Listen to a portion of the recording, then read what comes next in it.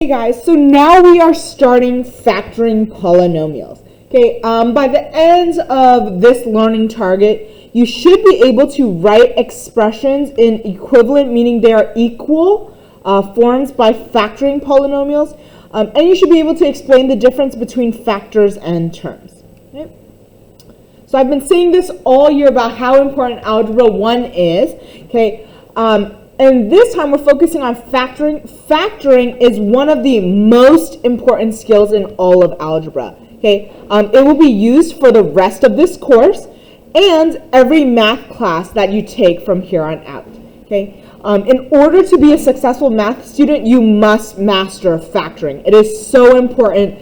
I was helping a pre-calc student a while ago, and really the issue was that she didn't know how to factor. Okay, so the factoring is super important. Okay, so two meanings of factor. One is when we're talking about factor, which is a verb, and that is when we rewrite an algebraic expression as an equivalent product. Okay, so this whole learning target is about us factoring, us rewriting algebraic expressions. Okay. Factor, when it's a noun, is an algebraic expression that is a part of a larger factored expression. Okay, so what is factoring? I said it so much in the last minute. Okay, factoring is the reverse or the opposite of distributing.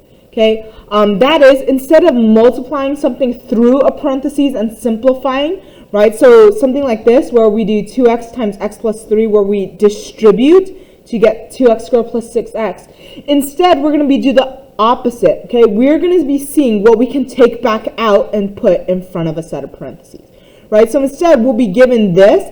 We'll be looking at what they have in common and pulling things out and going the opposite direction. Okay.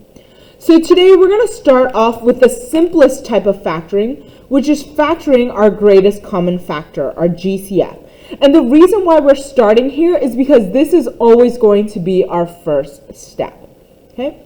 So the first thing we're going to do is identify our greatest common factor, okay, whether it has a number or variables that we can pull out.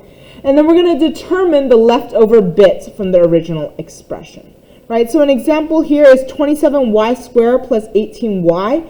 Okay, our GCF is 9y because both 27 and 18 are divisible by 9.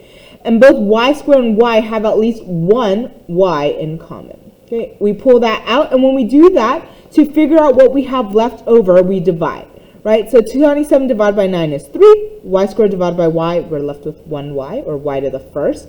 Okay, 18 divided by 9 is 2. Y divided by y, there is no y's left, and that's why we don't see it. Okay? So let's first consider the expression 6x to the fifth plus 15x squared y. Okay, we're going to start by writing the individual terms 6x to the fifth and 15x squared y as completely factored expressions. Okay, so 6, if I broke it down into factors, it is 2 times 3, right? So remember our factor tree, that will help us a lot. Okay, and then x to the fifth, what it means is x times x times x times x times x, right? 5 times. So 6x to the fifth is represented by this in factored form.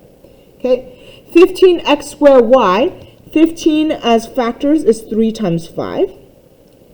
X squared is x times x, and then y here times y. Okay, so what we can do is we can rewrite each of these using its factored forms.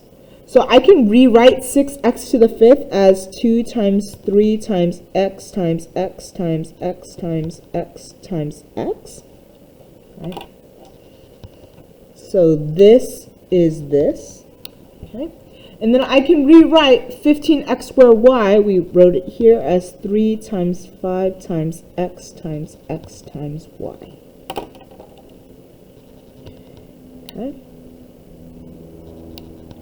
Okay, so what do they have in common in both terms? Right, so what I see is that they both have a 3. Okay. So what is common in both terms? They both have a 3. Okay. What else do they have in common? They also both have 2 x's.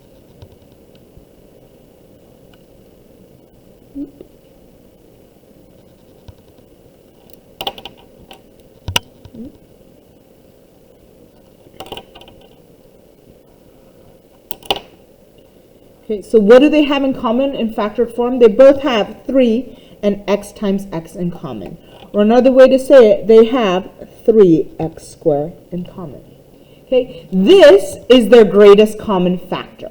Okay, so what I can do is I can take out what is in common, 3x squared, and then I can state what they have left over. Okay, so for 6x to the 5th, it has a 2 left over. And then it has x times x, which is x cubed, left over. Okay.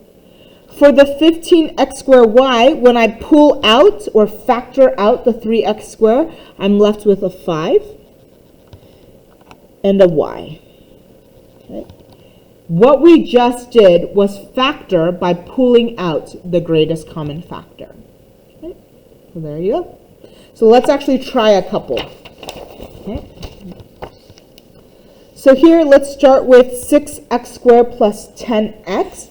Okay, so I'm going to start by looking at the coefficients, 6 and 10. Okay, 6 and 10 are both divisible by 2, so I'm going to factor out a 2. Okay. Then here, x squared, x, they both have x in common. Okay, and the most I can pull out is 1. Right? Okay, I can't pull out 2, I can't pull out an x squared because this one doesn't have enough. Okay, then I write what I have left over. Okay, and that's super simple since factoring is the opposite of multiplying. Really, we're dividing it out. Okay, so 6 divided by 2 is 3. X squared divided by x is x to the first. Right? Then 10 divided by 2 is 5, so plus 5. And then x to the first, if I pulled it out, there is none left. And there you go. Okay, then I'm going to try the next one here. 3x minus 24. Okay, 3 and negative 24 both have a 3 in common. Right? I cannot pull out the x because this term here does not have an x. It's not in common, so I can't pull that out. So now I write what I have left over. Okay, so 3 divided by 3 is 1. Okay, and then I didn't pull out an x, so that's why it's 1x. Also known as just x. Okay, then negative 24 divided by 3 is 8, so 3 and then x minus 8. Okay. Let's do the next one. Okay, so first looking at the coefficients 12 and 5, or 12 and negative 5, they don't have any factors in common, right? So 12 is 2, 3, 4, and 6. 5 is just 5. Okay, so they don't have anything in common. However, I see that they both have a y, okay, and they only have one y in common. Okay, can't be 2 because this one doesn't have enough. Okay, then I write what I'm left over with. So I didn't pull out any constants or coefficients, so it stays inside. Okay, and then y squared, if I pulled out y to the first, I'm left with a y to the first. Okay, I didn't do anything with coefficients, so that stays here. If it was y to the first and I pulled out y to the first, there are no y's left. Okay. Then here's my next one. Okay, x squared y cubed plus xy. Okay, there's no coefficients. Okay. However, I realize they both have an x. Okay. They only have 1 in common since this is x to the first. Okay, when I look at y's, they also both have y's. Okay, they only have one y in common though. Okay, when I'm left over with. Okay, if x squared, I pulled out x to the first, I'm left with x to the first. Okay, if it was y cubed and I pulled out y to the first, I'm left with y squared. Okay. And then here, if I pulled out x to the first and y to the first, I am left with 1. Right? Because really, like I said, factoring is the reverse of distributing, and distributing was multiplication. So this is kind of like division. We're dividing things out, although we're just really pulling it out, factoring it out. Right? So if I think about it, xy divided by xy is 1. Anything divided by itself is 1. Right? So it doesn't just disappear. Okay? So let me do a couple more. Okay?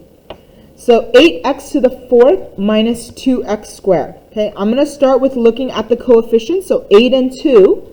Okay, both 8 and 2 are divisible by 2, so I'm going to pull that out.